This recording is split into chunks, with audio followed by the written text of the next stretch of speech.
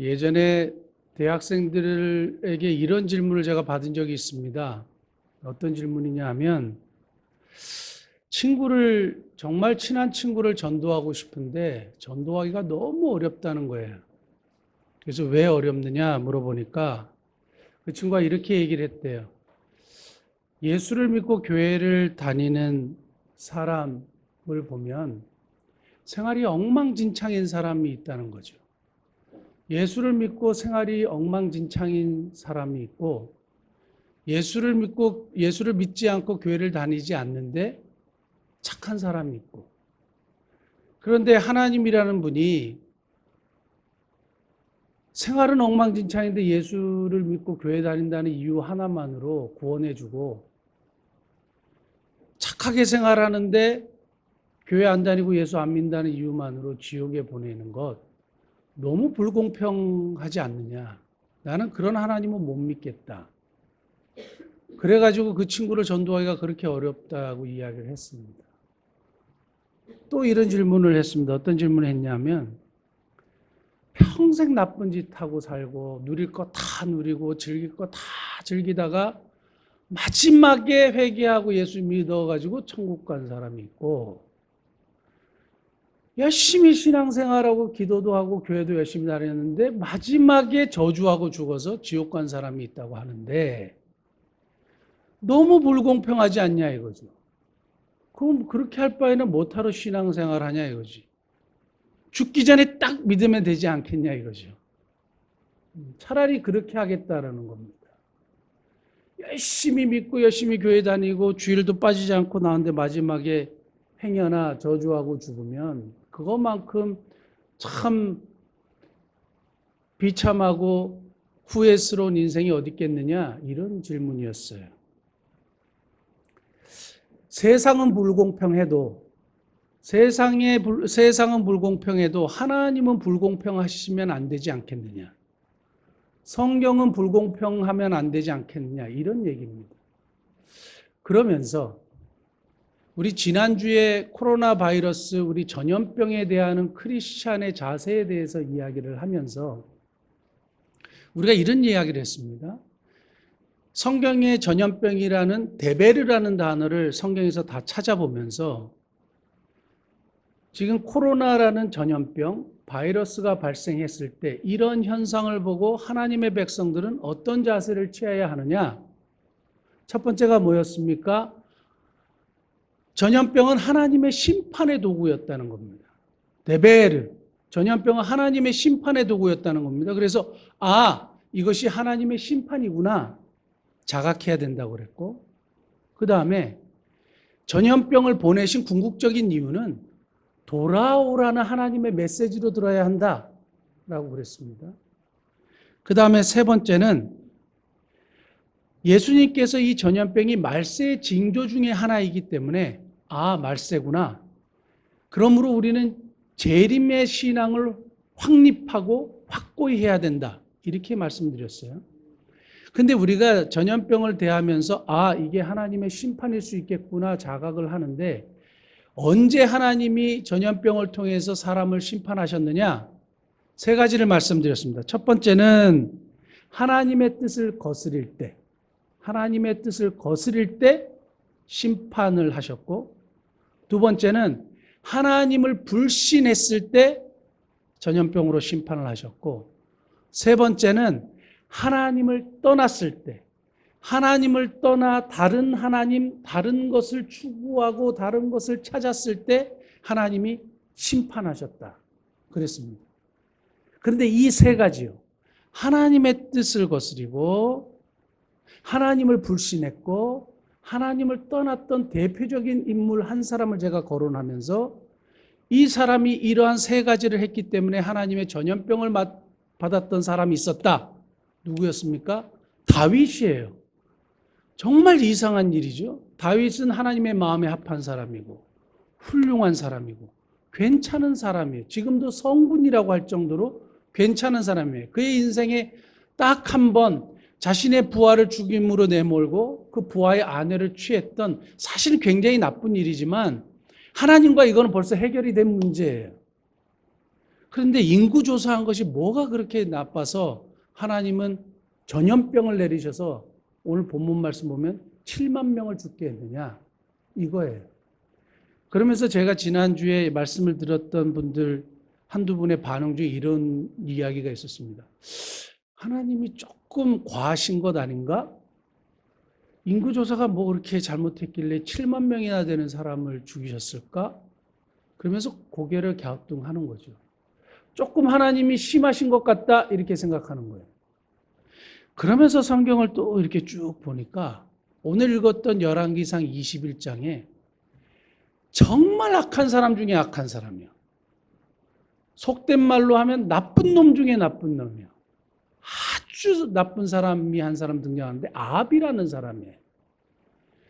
이 사람은 그냥 사람을 그냥 잡아서 죽여버리는 사람이에요. 남의 재물을 그냥 강탈하는 사람이에요. 그리고 자기 스스로가 우상 숭배를 자처했고 자기뿐만 아니라 온 백성이 우상을 숭배하도록 나라에 그런 법칙을 만들어 갖고 사람이 우상 숭배하지 않으면 그 나라에 살지 못하도록 그런 식으로 했던 사람이에요. 그래서 여호와의 선지자들을 다 잡아서 죽이는 아주 나쁜 사람이에요. 그리고 오늘 본문 읽었던 열왕기상 21장의 배경을 보면 나봇이라는 사람의 포도원, 부동산을 보고 탐낸 거예요. 그걸 가지고 싶은 거예요. 그래서 그걸 가지고 싶어 끙끙 앓으니까 아내 이세벨이 멋진 계략을 냅니다. 누명을 씌워가지고 돌로 쳐서 죽여버려요. 그리고 그 땅을 취하러 내려가는 길에 엘리야에게 하나님이 야 아합이 지금 나봇의 땅을 취하러 내려가니까 너 가서 예언해라.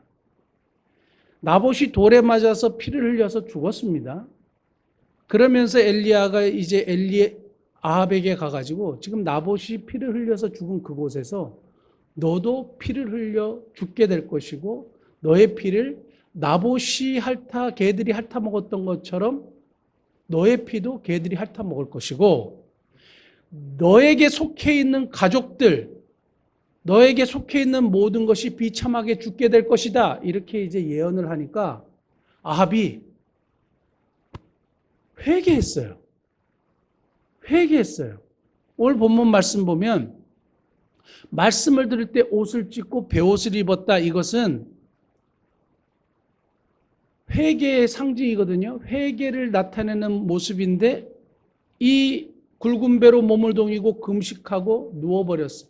그러니까 자신의 잘못을 깨닫고 하나님께 용서를 구했다고 보는 거죠. 그러니까 하나님이 야 아합이 나한테 이렇게 회개하고 겸비함을 엘리야야 너 보니? 하고 아합을 이렇게 치켜 세워주세요. 자 이거 보시면 평생 하나님을 사랑하고 하나님을 정말 떠나지 않으려고 애를 썼고 그리고 수많은 시편을 남기면서 고난 중에도 하나님을 찬양했던 다윗이 마지막에 인구조사 한 번 했다고 전염병을 내려버리시는 것과 아주 나쁜 사람이잖아요. 아주 나빴는데 마지막에 한 번 회개했다고 와 하나님이 기뻐하시는 이 하나님의 모습은 완전히 반대되는 모습이지 않습니까? 마치 누릴 거 다 누리고 나쁜 짓 다 하다가 마지막에 예수님 믿어서 천당 갔다는 얘기 아합의 케이스고 열심히 믿고 열심히 교회 다녔는데 마지막에 하나 딱 잘못하고 저주해서 지옥에 갔다는 얘기가 마치 다윗의 케이스처럼 물론 굉장히 비약한 얘기지만 그렇게 들리는 거예요. 하나님이 굉장히 불공평하신 것 같아요. 그렇지 않습니까? 왜 아합은 그렇게 나쁜 짓을 했는데 한 번 회개했다고 칭찬해 주시고 그렇게 열심히 신앙생활하고 잘했는 다윗은 왜 이렇게 악하다고 왜 이렇게 혼을 내시냐고. 하나님은 공평하셔야 되지 않아요? 그런데 이 말씀을 통해서 저와 여러분들에게 주시는 하나님의 아주 멋진 메시지를 증거하고 싶은 거예요. 이 말씀 두 가지의 이야기를 쭉 살펴보면서 주시는 하나님의 세 가지 메시지. 첫 번째는 뭐냐면 하나님은 언제나 자비하시다. 하나님은 언제나 자비하신 분이시다. 이게 도대체 무슨 말이냐? 저는 이 말씀이 서두에 드렸던 대학생의 질문 기억나십니까? 교회에 다니는 나쁜 사람, 교회에 안 다니는 착한 사람. 교회 안 다니는 착한 사람이 더 구원받아야 되지 않느냐? 이런 질문에도 확실하게 답을 주는 저는 말씀이다 이렇게 확신합니다. 예전에 파스칼이라는 중세의 아주 천재가 있었습니다. 수도사인데 파스칼의 팡세라는 책이 굉장히 유명하고 여기서 파스칼이 무슨 얘기를 했냐면 도박 논증이라는 걸 했어요. 하나님이 살아계신 것을 어떻게 증명할 수 있느냐 이야기했을 때 파스칼이 The Wager 그래가지고요. 도박 논증이라고 얘기해요. 그걸 지금 한국교회 목사님들이 많이 인용해서 설교 시간에 쓰는데 무슨 얘기냐면 하나님이 살아계신 것을 어떻게 증명하느냐. 4가지 경우가 있다 이거예요. 4가지 경우가 있어요. 어떤 경우냐? 하나님을 믿지 않고 하나님을 존재하지 않는 경우. 하나님을 믿지 않는데 하나님이 존재하지 않는 경우. 이건 nothing이 아무것도 아니라는 거예요. 그 다음 단계는 하나님을 믿지 않는데 하나님이 존재하시는 경우. 이거는 영벌이라는 거예요. 지옥이라는 거예요. 3번째, 하나님을 믿는데 하나님을 존재하시지 않는 경우. 그것이 다음 단계예요. 이것은 이 세상에 살 때 열심히 살았고 도덕적으로 살았고 그럼 나름대로 바르게 살라고 애썼기 때문에 그 나름대로 가치가 있다고 얘기했어요. 하나님을 믿는데 하나님이 존재하시는 경우. 영생복락이죠. 성경에서 얘기하는 하나님의 나라를 차지하는 것. 영생복락인 거죠. 그것을 이걸 1등, 2등, 3등, 4등으로 나눠가지고 한국교회 목사님들이 이런 식으로 얘기를 하는 겁니다. 하나님을 믿지 않는데 하나님을 존재하시지 않는 경우 4등이라는 거예요. 이런 식으로요.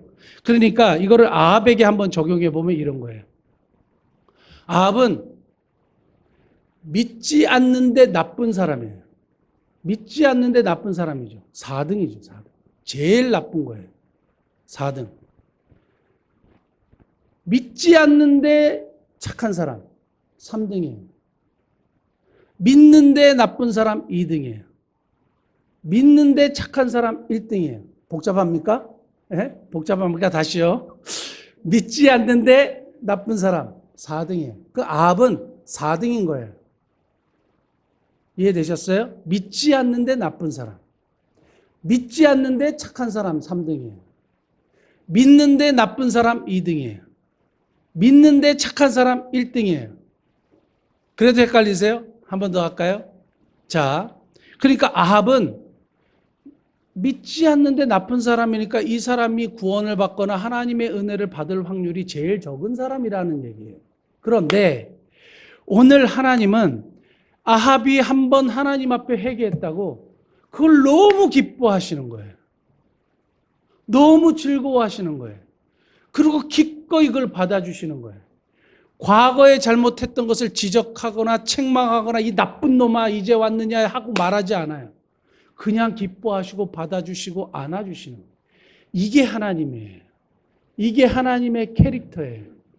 다윗도 마찬가지로 다윗도 사무엘하 24장에 하나님 앞에 회개했을 때 하나님 물론 징벌을 내리시지만 결국에는 회복시켜 주세요. 하나님은 모든 사람에게 동일하신데 모든 사람에게 자비로운 분이세요. 하나님은 하나님 앞에 자신의 잘못을 깨닫고 돌아오는 사람은 책망하거나 내치거나 뭐라고 하시지 않고 그냥 다 받아주시는 자비로운 분이에요. 오늘 성경을 통해서 하나님은 자비로운 분이시다라는 것을 강력하게 우리에게 말씀하고 있어요. 그러니까 저와 여러분들이 어떤 죄를 범하였든지 어떤 잘못을 범하였든지 생각으로 마음으로 행동으로 눈으로 입으로 범했던 어떤 잘못도 주님 앞에 나와서 오늘 참회의 기도를 드리면 하나님이 그걸 기뻐하시고 받아주시고 포용하신다 이거예요.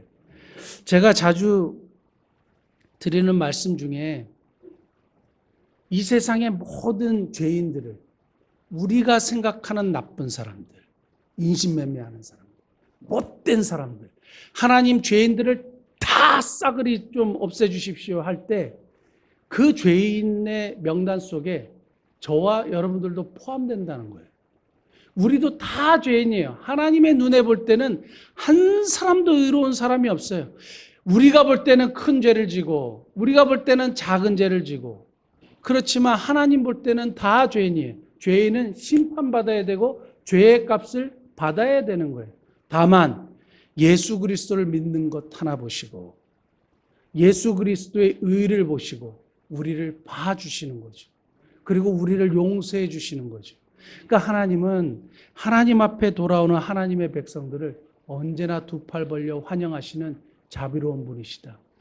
누가복음 15장에 탕자의 비유 우리가 너무 잘 알지만 진짜 아버지 재산 가지고 다 창기하고 놀아나고 그걸 다 허튼 데 써버리고 진짜 기분 나쁜 일을 했는데 아들이 깨닫고 돌아오니까 아버지가 상고가 저 먼데 저 멀리 있는데 벌써 버선발로 나온 거예요. 아들을 맞아서 잔치해 주시는 것이 우리 하나님의 캐릭터고 하나님의 속성이에요. 하나님은 언제나 자비로우시다. 인간이 아까도 얘기했던 그 대학생의 교회 안 다니는 착한 사람, 교회 안 다니는 선한 사람, 여기에 굉장히 모순이 있어요. 이게 뭐냐면 제가 미국에 있을 때 동네 사람들이, 주변 사람들이 한 분을 보고 한국 식당을 하는 분이었는데 그 남자분을 보고 정말 착한 분이다, 정말 선한 분이다, 사람이 저렇게 착할 수가 있느냐라고 얘기했어요. 그런데 한참 몇 년 후에 아내하고 이혼을 했어요. 알고 보니까 늘 집에 가면 아내를 구타하는 사람이었어요. 그러면 인간이 생각하는 선한 개념, 착하다는 개념, 이 기준이 과연 올바른 기준이냐 이거예요. 어떤 분이 우리가 후원하는 장애인 단체와 같은 이런 중증 장애인 단체에, 그리고 사람을 돕는 단체에 돈을 기부를 했단 말입니다. 그래서 기부 천사와 같은 분이야, 기부 천사야, 이렇게 했단 말이에요. 그런데 알고 보니까 그 돈을 굉장히 부정한 방법으로 돈을 번 거예요. 굉장히 부정한 방법으로 돈을 번 거예요. 그러면 이거를 선하다고 할 수 있느냐 이거예요. 그러니까 인간이 생각하는 착하고 선한 개념은 불완전한 거예요. 이걸 가지고 천국에 보내줘야 된다? 그럴 수 없어요.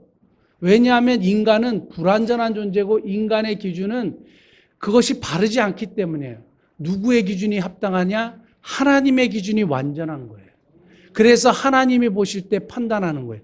그러므로 오늘 아합이 하나님 앞에 돌아왔을 때 하나님이 두 팔 벌려 환영하는 것. 그러므로 두 번째 메시지가 이거예요. 두 번째 메시지가 하나님의 결정은 언제나 옳다라는 거예요. 하나님의 결정은 언제나 옳다라는 거죠. 우리가 어떻게 다윗같이 착한 사람은 전염병을 내리시고 어떻게 아합 같은 사람은 용서해 주시고 어떻게 그럴 수가 있지? 할 때 우리에게 요구되는 게 뭔지 아세요? 하나님의 결정은 언제나 옳다라는 거예요. 내가 볼 때는 불합리한 것 같고 내가 볼 때는 맞지 않는 것 같지만 이건 내 기준이에요. 하나님이 보시는 것이 정확하다는 거예요. 신앙이라는 것은 하나님이 결정하시는 것이 옳다고 믿는 것이에요. 신앙이라는 것은 하나님이 행하시는 뜻이 옳다고 믿는 것이 신앙이에요. 내가 원하는 대로 되는 것이 신앙입니까? 내가 원하고 내 뜻대로 이루어지는 것은 신앙이 아니에요. 그건 미신이에요. 그게 우상 숭배예요. 여러분, 우리가 우상 숭배하거나 다른 미신을 섬길 때에 복채를 내고 뭐 이렇게 돈을 갖다 바치면서 원하는 게 뭐예요? 내 뜻을 이루어 달라는 거예요. 내가 원하는 것이 이루어 달라는 거예요. 내 아들이 꼭 좋은 대학에 들어가야 되고 내 자녀가 꼭 좋은 데 취직해야 되고 그래서 복채를 더 내고 헌금하고 신을 얼르고 달래서 내 뜻을 이루는 것이 미신이에요. 그것이 우상 숭배와 같은 거예요. 그런데 신앙이라는 것은, 기독교 신앙이라는 것은 뭐냐? 하나님의 뜻이 이루어지는 거예요. 왜냐하면 하나님의 뜻이 완전하고 하나님의 뜻이 완벽하기 때문에 그래요. 인간을 보시는 하나님의 눈이 가장 정확하신 거죠. 자, 오늘 성경 말씀 한번 찾아보면 사무엘하 24장 1절, 여호와께서 다시 이스라엘을 향하여 진노하사, 다시요, 여호와께서 다시 이스라엘을 향하여 진노하사. 누구를 향하여? 이스라엘 백성들을 향하여. 성경에는 구체적으로 얘기하지 않지만 이스라엘 백성들이 하나님의 뜻을 거스린 거예요. 하나님을 불신한 거예요. 하나님을 떠나 다른 것을 섬겼던 거예요. 그래서 하나님이 다시 화가 나신 거예요. 다윗에게뿐만 아니고 이스라엘의 숨은 죄, 나타나지 않는 죄 하나님이 보시고 화가 나신 거예요. 그래서 징벌하신 거예요. 그래서 7만 명이 죽은 거예요. 그 다음에 다윗은 무슨 잘못을 했느냐? 성경학자들의 이야기를 제가 다 종합해 보니까 다윗은 정벌에 대한 야욕이 있었던 것 같아요. 마지막에 땅을 더 차지하고 싶었어요. 그래서 군대를 계수했어요. 그래서 인구조사를 한 것이고, 그래서 하나님이 주신 것에 대해서 만족하지 못하고 자기가 더 가지고 싶었던 욕망이 있었고, 또 인구조사를 통해서 내가 한 걸 봐라, 내가 했다고 생각한 거예요. 그리고 이 많은 인구 130만이나 되는 군대를 이루고 나서 내가 인정받고 내가 높임받고 싶었다는 거예요. 과시욕과 명예욕이 있었다는 거예요. 하나님이 계실 자리에 자기가 들어가기를 원했던 거고 자기가 칭송받기를 원했다는 겁니다. 자, 이스라엘 백성들의 죄악과 다윗의 죄악을 함께 하나님이 심판하신 거예요. 하나님은 정확하게 보신 거죠. 하나님이 정확하게 보셔서 전염병을 내리신 것이고 심판하신 거예요. 그런데 우리는 그냥 이 말씀 보면서 아니 하나님이 왜 이렇게 다윗에게 냉혹하게 하시지? 우리의 판단 기준은 불완전해요. 그러므로 우리에게 일어나는 수많은 일, 행여나 불행한 일, 내가 볼 때 합당치 않은 일, 그러나 그것이 하나님이 결정하신 일이라면 언제나 옳다라는 믿음을 가지실 수 있길 바랍니다. 그런데 하나님이 결정하는 일이 언제든지 옳아요. 여러분들이 잘 아시겠지만 제가 폐결핵에 걸려서 죽을 뻔하지 않았습니까? 그러면 그 상황만 딱 보면 굉장하게 불행한 일이에요. 근데 저는 지금 신앙 고백이 뭐냐? 하나님의 결정과 하나님이 저에게 병을 허락하시는 것이 너무 옳았던 거예요. 너무 옳았던 거예요. 지금은 보이지 않아요. 나에게 이루어지는 불행이 과연 이게 맞나? 불공평하지 않은가? 이게 과연 가능한가? 이런 질문이 나올 수 있지만 하나님의 결정과 하나님의 허용하심은 언제든지 옳은 거예요. 결국 하나님의 백성을 유익하게 하셔요. 그것이 우리의 하나님이에요. 사랑하는 성도 여러분, 저와 여러분들이 꼭 기억해야 할 것은 하나님의 결정은 언제든지 옳다. 제가 그 보험회사 직원 한 분을 만나가지고 예전에 보험 상담을 하는데 한번 말씀드린 적이 있는 것 같은데요. 이래요. 목사님은 암에 걸릴 확률이 100%예요. 이러는 거예요. 그래서 아니 99%도 아니고 보통 그러지 않습니까? 암에 걸릴 확률이 많습니다. 또는 암에 걸릴 확률이 90%입니다. 이래야 되는데 목사님은 아버지가 위암으로 돌아가셨기 때문에 암에 걸릴 확률이 100%예요. 할머니도 폐암으로 돌아가셨기 때문에 암에 걸릴 확률이 100%예요. 그래서 기분이 나빠갖고 그 보험을 안 들었는데 문제는 뭐냐면 잘 보십시오. 제가 만약에 정말 그분의 말대로 100% 지금 위암에 걸렸어요. 위암에 걸렸다고 가정을 해보면 그래도 하나님은 자비롭고 하나님의 결정은 언제나 옳습니까? 우리의 입술에서는 하나님의 결정은 옳습니다. 고백해야 돼요. 저는 하나님의 결정이 옳다고 봐요. 저에게 병을 허락하신 하나님의 결정이 언제든지 옳아요. 여러분, 우리의 삶에 일어나는 수많은 안 좋은 일들이 지금도 발생하고 있잖아요. 그리고 삶이 어려울 경우가 있잖아요. 사람들과의 관계가 꼬일 때가 있지 않아요? 내 뜻대로 안 될 때가 있지 않습니까? 그런데 이것이 만약에 하나님이 허용하는 일이라면 이 결정은 언제든지 옳아요. 결국에는 나를 유익하게 하세요. 그냥 나를 천국에 데려가셔도 하나님이 영생복락을 준비하셨을 것이고 정말 하나님이 허용하시는 일은 언제든지 옳습니다. 우리가 하나님을 믿는다고 할 때 꼭 기억해야 될 게 있어요. 첫 번째는 하나님은 모든 것을 아신다. 동의하시죠? 그걸 하나님의 전지하심이라 그래요. 오늘 읽었던 사무엘하 24장에 보면 아합이 나봇의 포도원을 취하러 가는 것을 하나님이 보고 계시면서 엘리야에게 야, 지금 아합이 나봇의 포도원을 취하러 가니까 가서 얘기해. 이렇게 얘기해요. 그러니까 하나님이 보고 계시고 다 알고 계시는 거예요.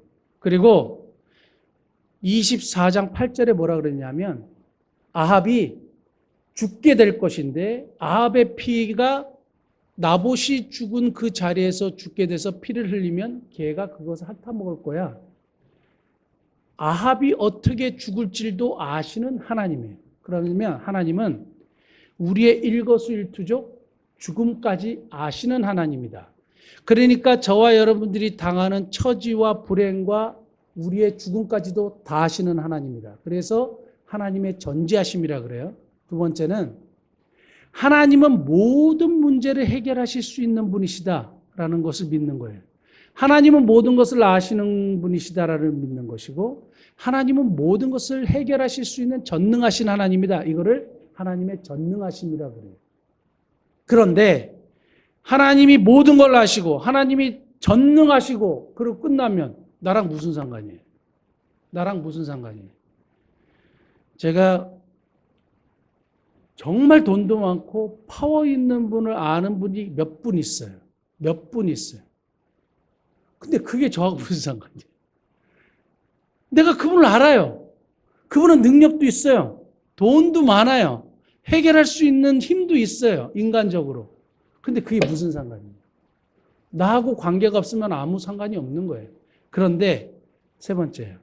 첫 번째는 하나님이 모든 것을 아신다는 걸 믿는 거고 두 번째는 하나님이 모든 것을 해결할 수 있는 분이라는 걸 믿는 거고 세 번째는 뭐예요? 하나님이 나에게 관심을 가지고 계시고 나를 돌보시는 하나님이시라는 걸 믿는 거예요. 하나님은 내 삶에 관심을 가지고 계세요.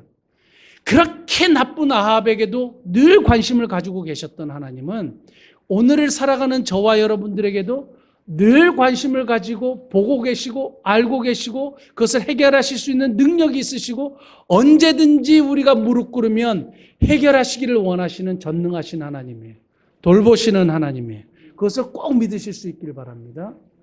이제 마지막으로 이런 불공평한 세상 속에서 우리 인간들이 참 이해하기가 때때로 어려운 문제들이 발생하는 불안전한 세상 속에서 하나님은 우리에게 원하는 게 뭐냐 이거예요.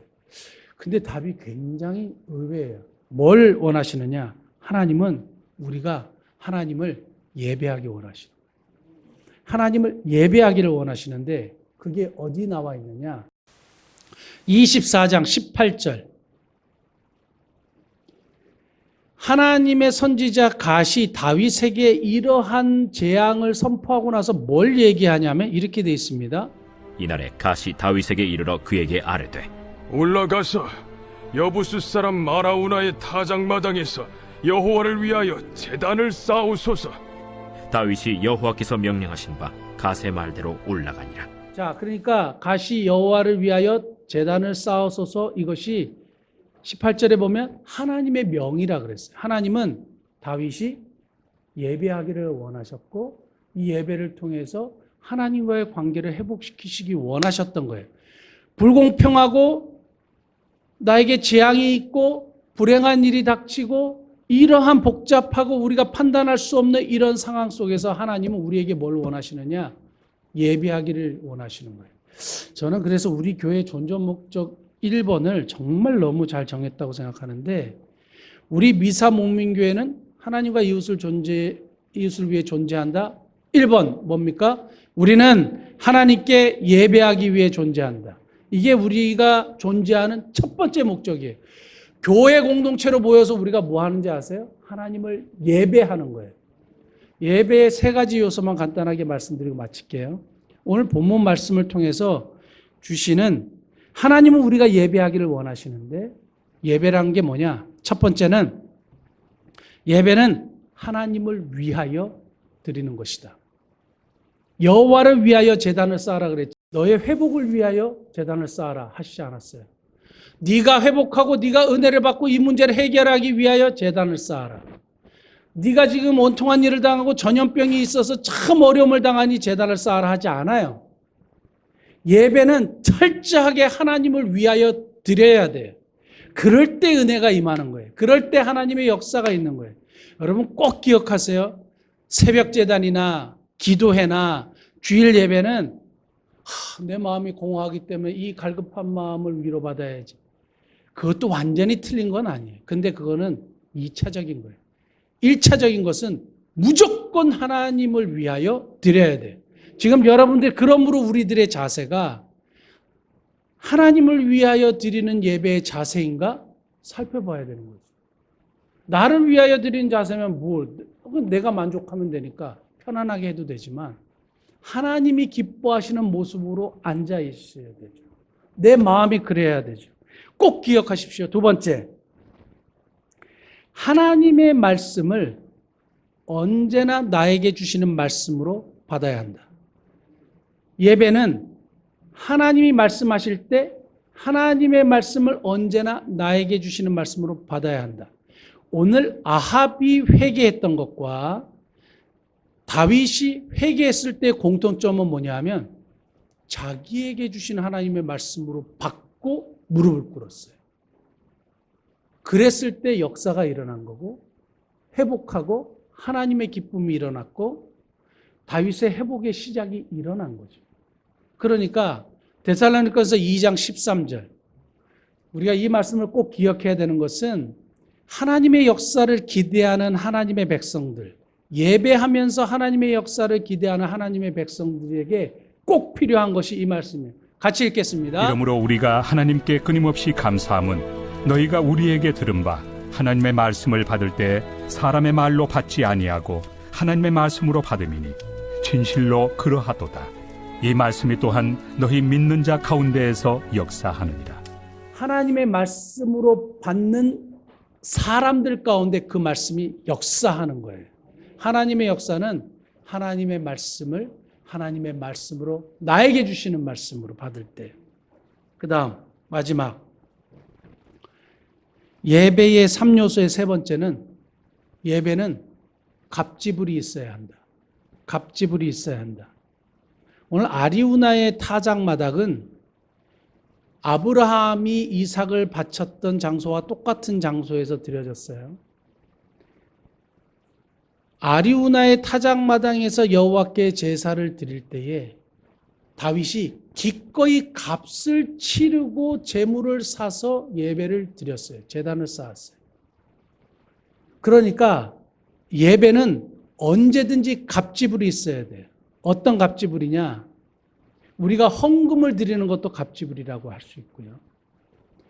우리의 온 마음을 다 쏟아서 우리의 온 힘을 들여서 하나님 앞에 예배하는 것도 갑지불이라고 할 수 있고요. 우리의 온 마음을 다해서 신앙 고백을 하는 것도 갑지불이라고 할 수 있고요. 내 시간을 다 할애해서 하나님의 이름을 높이는 것도 갑지불이라고 할 수 있고요. 모든 것을 다 갑지불 할 수 있어요. 시간을 드리고 물질을 드리고 마음을 드리고 생각을 드리고 예물을 드리는 것 다 갑지불이에요. 이런 예배를 하나님이 받으셨을 때 마지막 결론 25절입니다. 25절, 24장 25절 같이 읽겠습니다. 그곳에서 여호와를 위하여 제단을 쌓고 번제와 화목제를 드렸더니 이에 여호와께서 그 땅을 위한 기도를 들으시매 이스라엘에게 내리는 재앙이 그쳤더라. 불행 끝 행복의 시작이라는 말이 여기서 나와요. 뭐를 통해서? 예배를 통해서. 하나님은 예배를 통해서 회복시키시기를 원하시고 하나님과의 관계 회복과 우리 인생의 그 불공평한 것 같은 삶의 모든 문제를 회복시키시기 원하는 거예요. 결국은 하나님을 위하여 드리는데 누가 은혜를 받느냐? 우리가 은혜를 받는 거예요.